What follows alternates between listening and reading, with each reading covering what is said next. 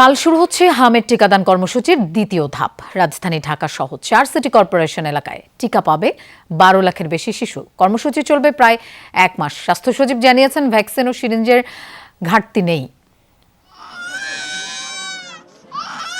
দেশের বেশিরভাগ জেলায় ছড়িয়েছে হাম। সংক্রমণ মোকাবিলায় 5 এপ্রিল থেকে 30টি উপজেলায় টিকা কর্মসূচি শুরু করেছে সরকার।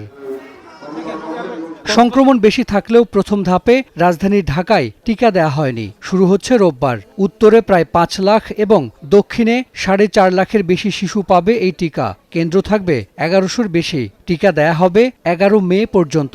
প্রথম 8 দিন স্থায়ী কেন্দ্রের পর টিকা শুরু হবে স্কুল, মাদ্রাসা ও ডে কেয়ার সেন্টারে।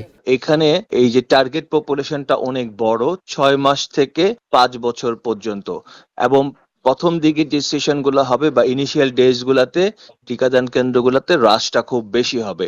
এই রাশটা ম্যানেজ করা, কে টিকা পাবে এবং কে টিকা পাবে না, এই ব্যাপারে ভ্যাকসিনেটর বা সুপারভাইজার যারা আছেন, এটা তাদের জন্য একটা বড় চ্যালেঞ্জ।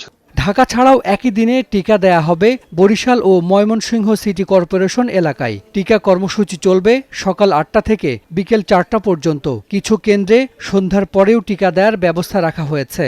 আমাদের সিরিঞ্জের কোনো ঘাটতি নাই, টিকারও কোনো সমস্যা নাই। ইনশাআল্লাহ আমাদের সকল বাচ্চারা টিকা পাবে। আমরা এখন শুরু করছি ইমার্জেন্সি বেসিসে, এবং এটা আমাদের নিয়মিত ইপিআই কর্মসূচির সাথে আমরা একত্রিত হয়ে যাবে। স্বাস্থ্য বিভাগ জানিয়েছে, 20 এপ্রিল থেকে সারা দেশে হামের টিকা দেয়া শুরু হবে।